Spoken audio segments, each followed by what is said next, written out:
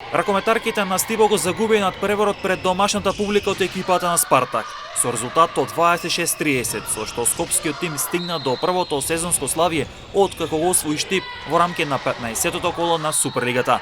А Стибо имаше одлично отварање на надпреворот, со постојна разлика имаше водството кој го чуваше на полувреме замена со 16-12, односно плюс 4. Во втори дел Спартак започна да ја топи предноста, кога во 41-та минута Спартак дојде до водство 19-20, а Стибо успеа пак да дојде до предност при 21-20, а потоа гостинот го осврта резултатот и триумфираше со конечни 26-30.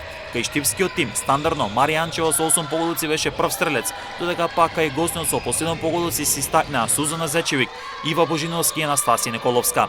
Чаир без проблеми го декласираше Пелистер во Битола со резултат од 16-34, а пак шампионот Ѓорче Петров на домашен терен со 42-20 го декласираше Куманово. Надпреворот меѓу Металург Автокоманда и Вардар не се одигра. Ова е втор меч кој не го одигрува тимот од Автокоманда, што значи дека ќе следува исклучување на Металург Автокоманда од надпреворување.